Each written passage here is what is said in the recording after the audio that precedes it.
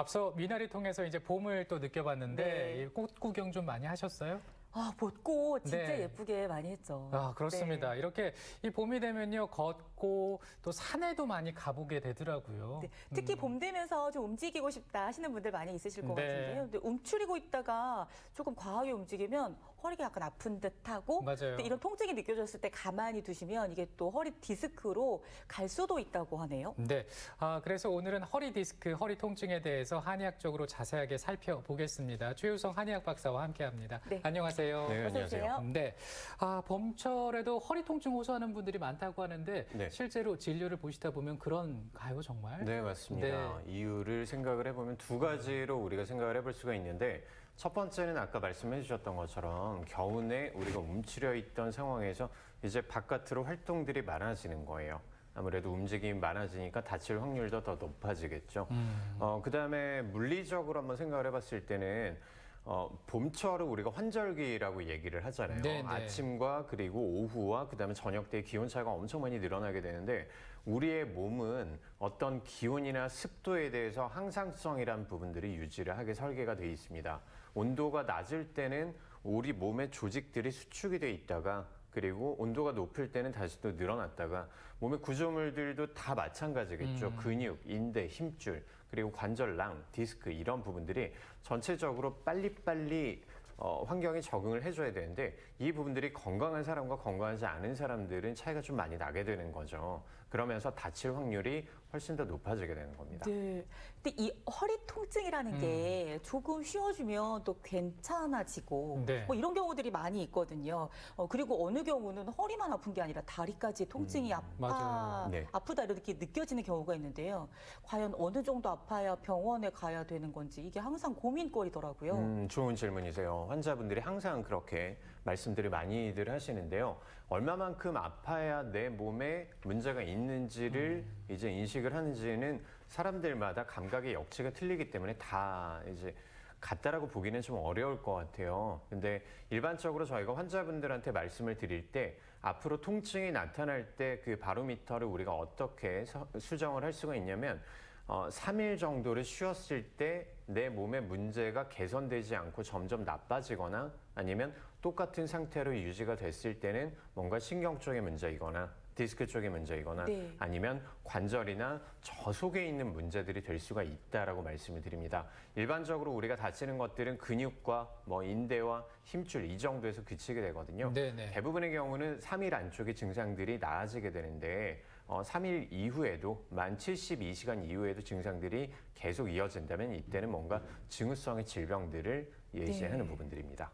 저는 예전에 계단을 내려가다가 한번 제대로 삐끗한 적이 어이구. 있거든요. 근데 이게 생각보다 통증도 굉장히 크고 오래 가더라고요. 네. 근데 제 주변에 디스크 환자들이 많아요. 그래서 이게 내가 그냥 삐끗해서 잠깐 아픈 건지 아니면 나도 디스크의 초기 증상이 아닌 건지 이게 겁나죠. 겁나더라고요. 이런 건 좀 어떻게 우리가 구분을 하나요? 네, 사실 방금 말씀해 주셨던 부분들이 환자분들이 가장 혼란스러워 하시는 부분들 중에 하나예요. 네네. 허리 디스크 같은 경우에도 그리고 아까 말씀을 드렸던 허리 염좌라는 근육과 인대와 힘줄을 살짝 삐는 이 증상들에도 처음에 통증이 나타나는 부분들은 허리 통증으로 나타난다라는 동일한 부분들이 있습니다. 그렇기 때문에 아까 제가 72시간 이후에 증상들이 조금씩 나아지는지 아니면 똑같은지 아니면 좀 더 나빠지는지 이 네. 부분들에 따라서 징후성인지 아니면 일과성인지 이런 식으로 나눈다라고 이제 말씀을 드린 거거든요. 방금 말씀하셨던 허리를 내가 계단에 내려가다가 삐끗했다라는 부분들은 허리 쪽에 염좌의 가능성이 훨씬 더 높을 것 같아요. 네. 제가 구조를 보면서 다시 한번 좀 설명을 드리고자 하는데요. 그림 같이 한번 보시죠. 네. 자, 척추뼈의 구조를 먼저 한번 볼 거예요. 자, 앞쪽에 우측 하단이 배 쪽이고요. 그 다음에 좌측 상단이 등 쪽이라고 보시면 됩니다. 우리 척추는 뼈와 뼈가 있고 안쪽에 디스크가 있고 뒤쪽으로 내려가는 척수라는 신경이 있게 되거든요. 자, 정상적인 상황에서는 자, 이번에는 왼쪽이 배 쪽이고 그 다음에 오른쪽이 등 쪽입니다. 네. 정상적인 상황에서는 척수 신경이 내려가는 부분들이 뭔가 걸리는 것들이 없어요. 매끄럽네요. 근데 네. 지금 보시는 것처럼 중간에 밀려나온 디스크가 있는 그림에서는 4번, 5번 쪽에서 디스크가 이렇게 볼록하고 튀어나와서 신경이 내려가는 길을 이렇게 막게 되겠죠.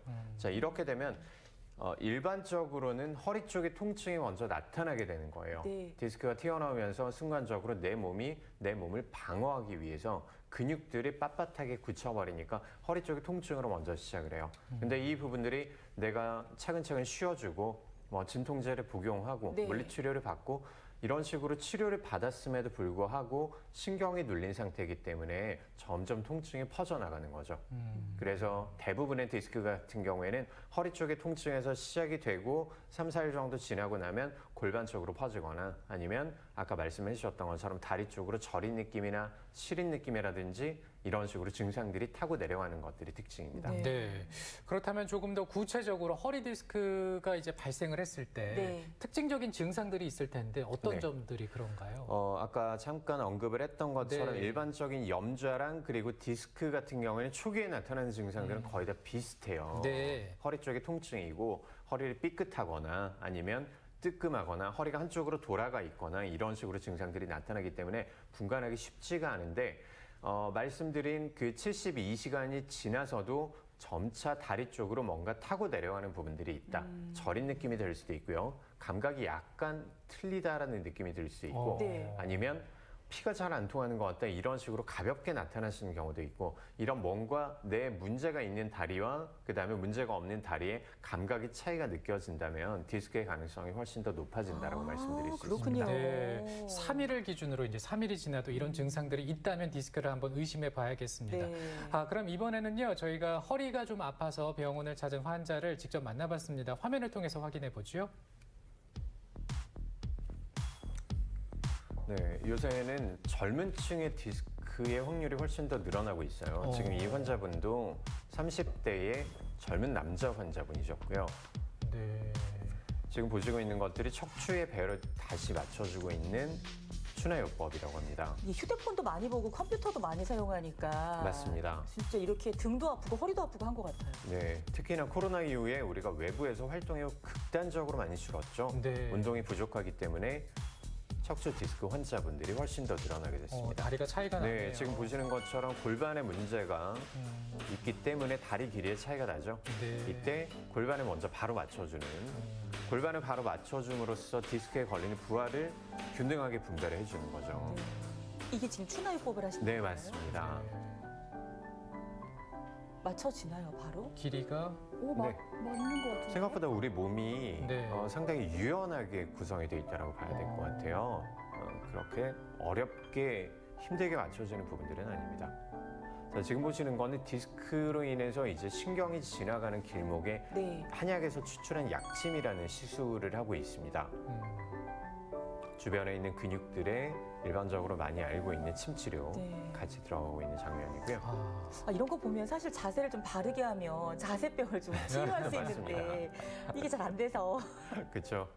대부분의 환자분들이 그런 네. 식으로 자세 문제라는 것들을 인식을 하고는 계시는데 네. 우리 몸이 절대 뭐 일도 해야 되고 앉아 있는 뭐 시간들도 오래되고 그렇게 되면 자세를 유지하기가 그렇게 쉽지는 않습니다. 맞아요. 그렇습니다. 그리고 네. 이제 일단은 그 우리 화면에서 만나본 환자 네. 같은 경우는 병원을 빨리 찾아서 치료를 하셨고, 근데 병원을 늦게 가면 늦게 갈수록 병을 더 키울 수도 있지 않습니까? 그렇죠. 네. 치료를 이제 어떻게 하느냐가 중요한데 이제 한의학적으로 한방에서는 어떻게 치료를 하게 되는 건가요? 네, 아까 우리가 잠깐 봤었죠. 추나요법을 먼저 시작을 하게 됩니다. 네. 추나요법 같은 경우에는 다리 길이의 차이가 먼저 나는 것들을 아까 봤을 거예요.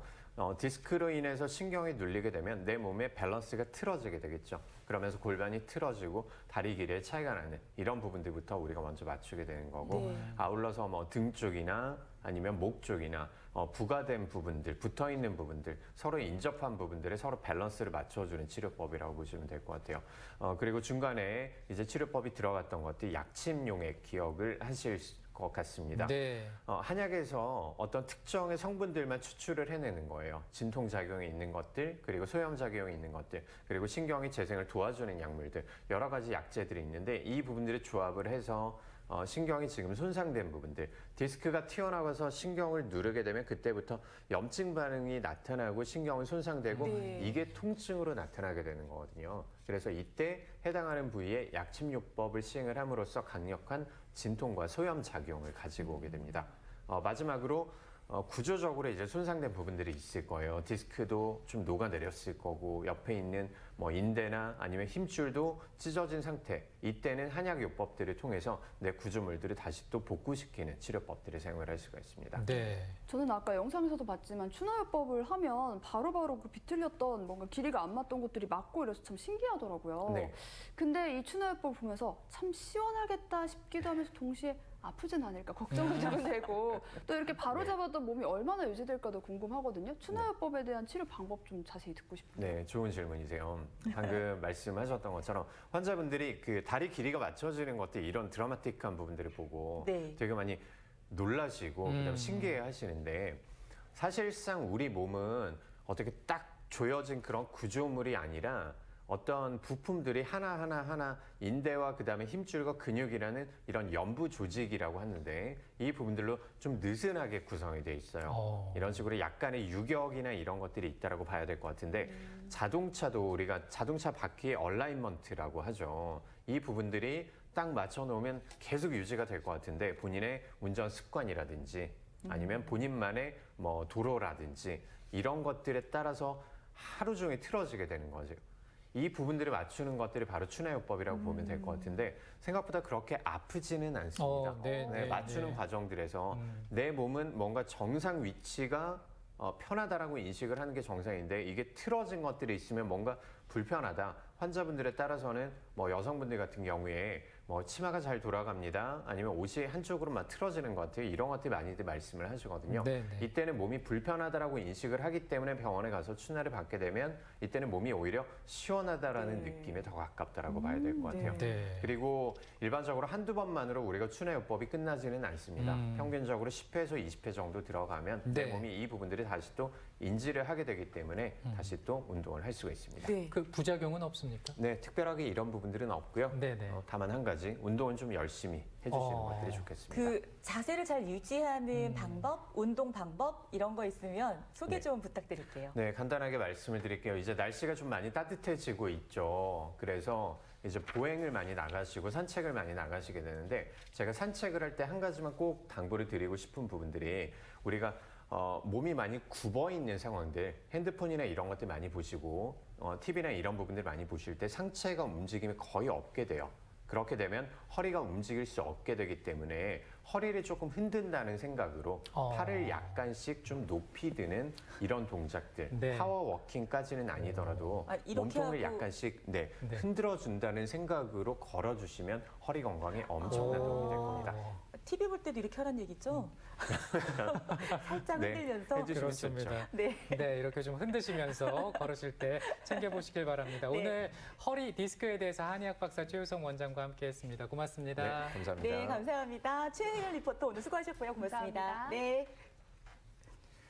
우리가 코로나19도 그렇고요. 감기도 그렇고 앓고 난 후에 뭔가 좀 목이 건조하기도 하고 마른 기침이 계속 날 때가 있는데 이럴 때 먹으면 좋은 식품이 있다고요? 네, 맞아요. 과일 말씀드려볼게요. 수분이 필요한데요. 열대 과일 중에는 망고, 멜론, 자몽 이런 게 좋다고 하고요. 네. 또 수박이라든가 참외 같은 것들도 좋다고요. 좀 값이 나가긴 하는데 이런 거 그래도 참고해 네. 드시길 바라고요. 수분 많은 뭐 음식을 드시면서 목 촉촉하게 하시면 좋겠습니다. 네, 저희는 내일 또 인사드리겠습니다. 시청해 주셔서 고맙습니다. 고맙습니다.